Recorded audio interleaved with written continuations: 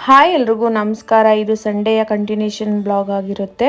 Storage glass ಜಾರ್ಸ್ನೆಲ್ಲ ನಾನು ಇಲ್ಲಿ wash ಮಾಡ್ತಾ ಇದ್ದೀನಿ. ಒಂದೊಂದು ಪ್ರೈಸ್ ಹಾಕಿರುವಂತ ಸ್ಟಿಕ್ಕರ್ಸ್ ಹಾಗೆ ಬಂದ್ಬಿಡುತ್ತೆ, ಅಂಟು ಉಳಿಯೋದಿಲ್ಲ. ಒಂದೊಂದು ನಾವು ವಾಶ್ ಮಾಡ್ಬೇಕಾದ್ರೆ ಸ್ವಲ್ಪ ನೀರಲ್ಲಿ ಇಟ್ಟು ತೆಗೆದ್ರೆ ಅಂಟು ಕೂಡ ಉಳಿಯೋದಿಲ್ಲ, ನೀಟಾಗಿ ಸ್ಟಿಕ್ಕರ್ ಎಲ್ಲ ಬರುತ್ತೆ. ಅಷ್ಟು ಏನಾದ್ರೂ ಹೋಗ್ಲಿಲ್ಲ, ತುಂಬಾ ಸ್ಟ್ರಾಂಗ್ ಆಗಿ ಏನಾದ್ರೂ ಇದೆ ಸ್ಟಿಕ್ಕರ್ ಅಂತ ಅಂದಾಗ ಸ್ವಲ್ಪ ಗ್ಯಾಸ್ ಬಿಸಿಗೆ ಸ್ವಲ್ಪ ಹಿಡಿದ್ಬಿಟ್ಟು ತೆಗೆದ್ರೆ ನೀಟಾಗಿ ಅಂಟು ಹಾಗೆ ಸ್ಟಿಕ್ಕರ್ ಎಲ್ಲದನ್ನು ಕೂಡ ತೆಗಿಬಹುದು. ನಾನು ವಾಶ್ ಮಾಡಿದಕ್ಕೆ ನೀಟಾಗಿ ಒಂದು ಕ್ಲೀನ್ ಟವಲ್ನ ತಗೊಂಡು ಅದರಲ್ಲಿ ನೀರೆಲ್ಲ ತೆಗೆದು ಚೆನ್ನಾಗಿ ಕ್ಲೀನ್ ಮಾಡಿದೆ. ಅದಾದ್ಮೇಲೆ ಟಿಶ್ಯೂನ ತಗೊಂಡು ಅದರಲ್ಲೂ ಕೂಡ ಇನ್ನೊಂದ್ಸಲ ಕ್ಲೀನ್ ಮಾಡಿದೆ. ತುಂಬಾ ಚೆನ್ನಾಗಿ ಕ್ಲೀನ್ ಆಗುತ್ತೆ. ಅದಾದ್ಮೇಲೆ ಸ್ವಲ್ಪ ನೀರ್ ಏನಾದ್ರು ಇದ್ರೆ ಒಣಗ್ಲಿ ಅಂದ್ಬಿಟ್ಟು ಎತ್ತಿಟ್ಟಿದೆ. ಒಣಗಾದ್ಮೇಲೆ ನಾನು ಕಾಳನ್ನ ಫಿಲ್ ಮಾಡಿದೆ. ದಾಲ್ನ ಹಾಕ್ತಾ ಇದ್ದೀನಿ. ಇಲ್ಲಿ ನೈಟ್ ಡಿನ್ನರ್ಗೆ ಅಕ್ಕಿ ರೊಟ್ಟಿನ ಮಾಡ್ಕೊಂತಾ ಇದೀವಿ. ನನ್ನ ತಮ್ಮ ಅಕ್ಕಿ ರೊಟ್ಟಿ ತಿನ್ಬೇಕು, ನಾನು ಚಿಕನ್ ಗ್ರೇವಿ ಮಾಡ್ತೀನಿ, ನೀನ್ ರೊಟ್ಟಿ ಮಾಡು ಅಂತ ಹೇಳ್ದ.